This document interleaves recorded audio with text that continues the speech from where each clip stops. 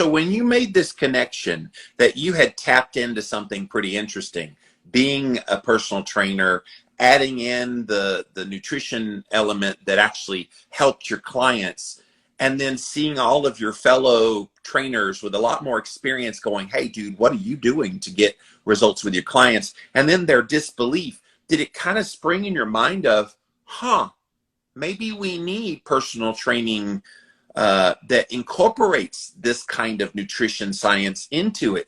Is there anything like that out there? That's what I'm working on. Good.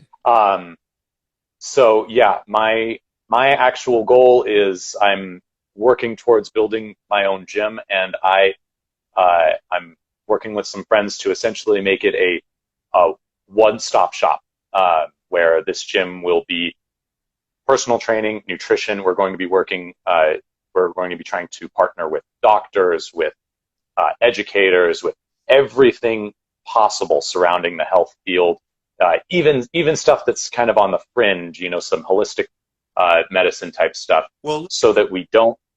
Yeah. I was going to say, well, look, functional medicine is a thing. Like if you don't get to the root cause of things, you could throw all the lifestyle things, all the diet things, all the supplements, whatever, at someone. If you don't get to the root cause of what's causing their issue, you can't really do anything with it. And some of the root causes, a therapist, a psychiatrist, psychologist can get in their head and help deal with some of the mental stuff while they're making diet changes, while they're making, progress on their addictions and things like that. So I love the totality approach. I've long said the doctor of the future isn't a doctor. It's not just a PCP anymore. PCP, okay, great. That's the kind of catch-all, but you need specialization in a variety of areas. And I love that you're incorporating it, not within a medical setting, but within a gym kind of setting. I love this.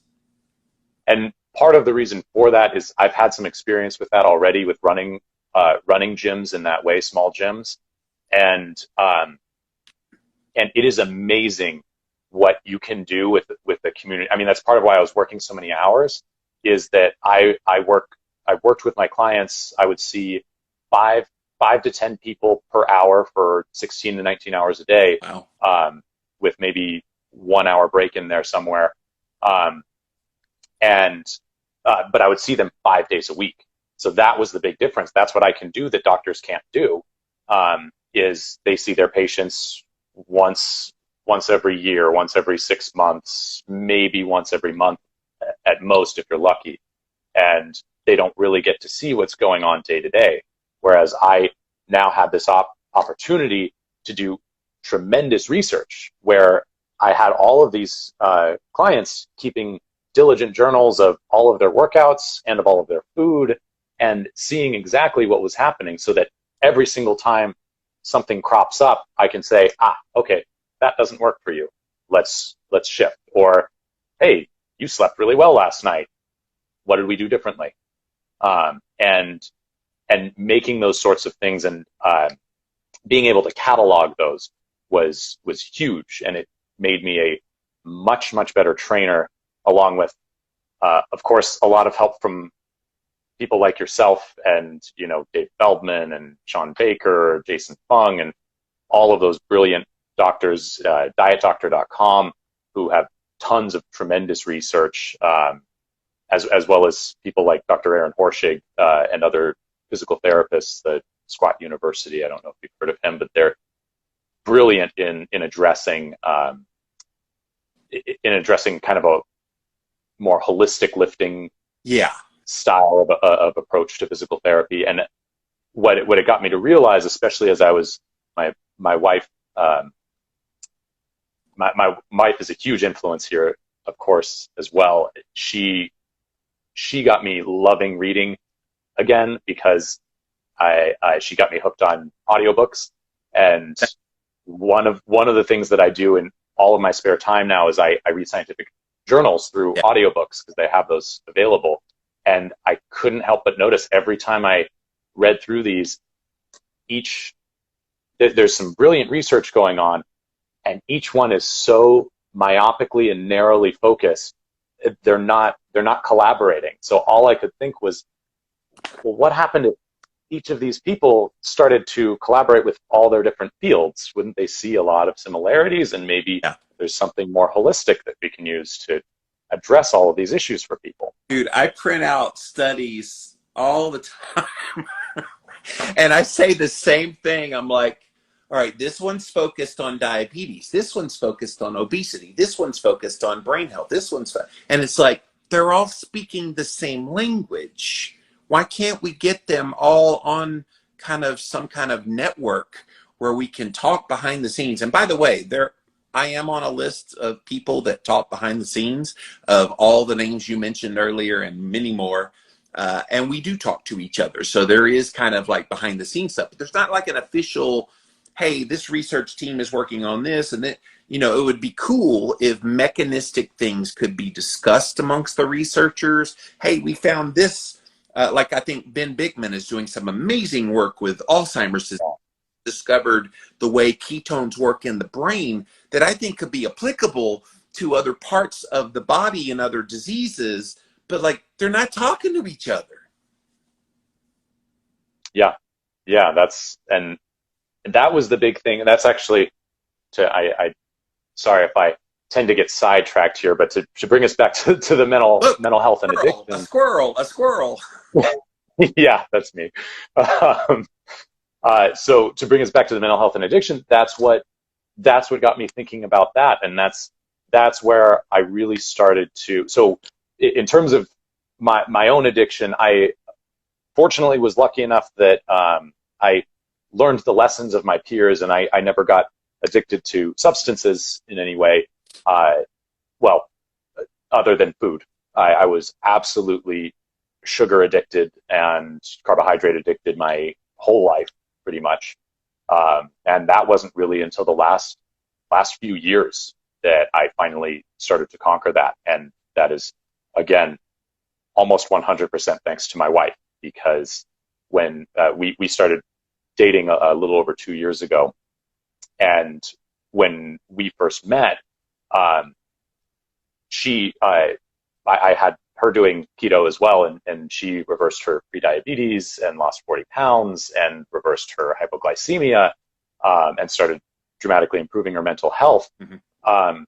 But on top of that, she knew, I told her that it had cured my seizure disorder. And so she told me, so then it is never worth it for us to cheat.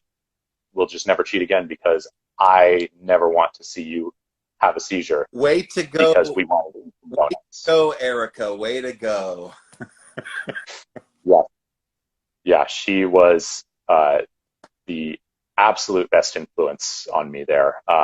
And since then, I think we've maybe cheated once or twice. It's incredibly rare, and even then, we don't like the food anymore. That was one thing that we noticed is, we would have a thing once in a blue moon and just think, our food's better.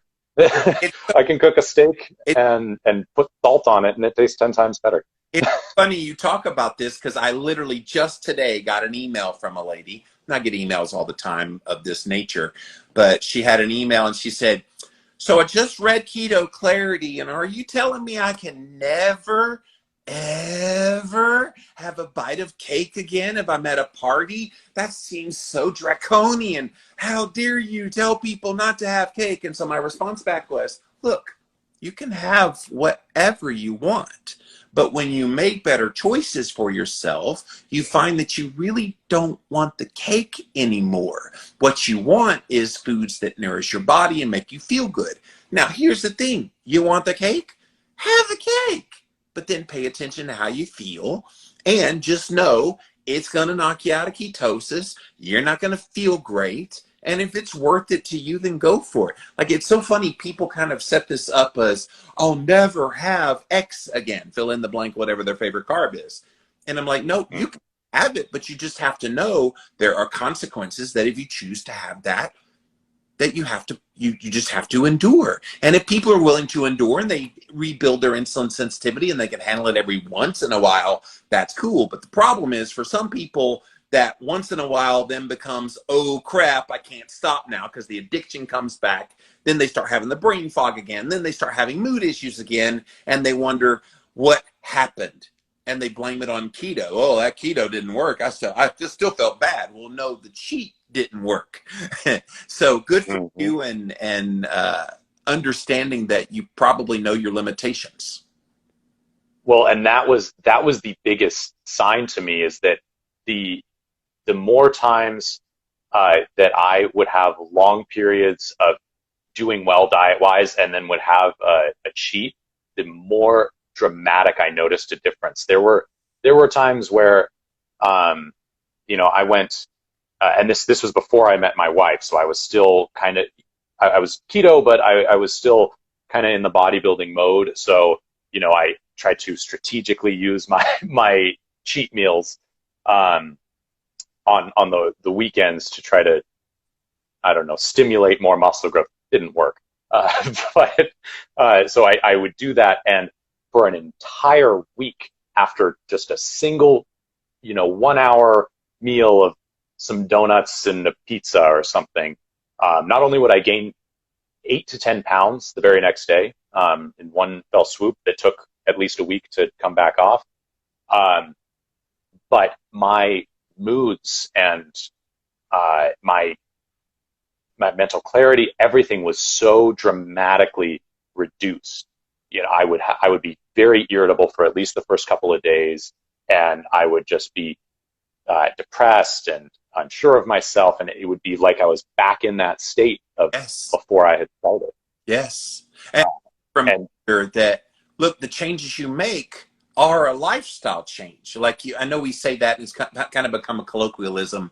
I remember when I first lost weight in 2004 and I started blogging in 2005, it's not just a diet, it's a lifestyle. I would say that, but it's like, it's true. Like, once you make that change, if you don't embrace it as that's the way it is now, then it's easy to slip back in. And so I love that you're doing that, and that you make it a habit, and you have a purpose in mind with making that habit stick. You've got epilepsy you're controlling. You've got these mental health issues that are under control.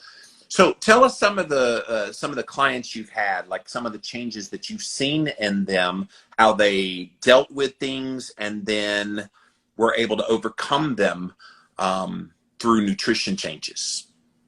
Oh man, I have seen some pretty amazing and unbelievable things. Reversal of type 2 diabetes, a reversal of, all the different forms of diabetes, aside from type 1 that has yet to be done yet. But I have seen dramatic improvements with a lot of I've met a surprising number of type 1 diabetics, and I've seen dramatic improvements with their control of their blood sugars, some of whom are almost considered non-diabetic. They've got A1Cs of 4.8, 5.0. Yes. And almost perfectly controlled blood sugars. And obviously the pancreas isn't producing any beta cells anymore, so they still have to be on insulin, but they take 4 units, maybe 8 units a day, whereas prior to that, they had to take 30, 50, yes, something ridiculous.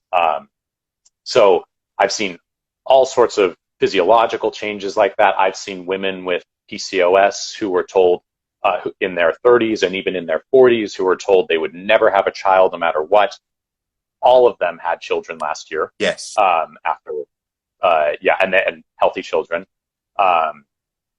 And I've seen the best thing was having that community aspect, because that allowed me to have a space for a huge diversity of people. I've trained people as young as 8 years old and as old as 92, and everything in between, from all different cultures, all different backgrounds.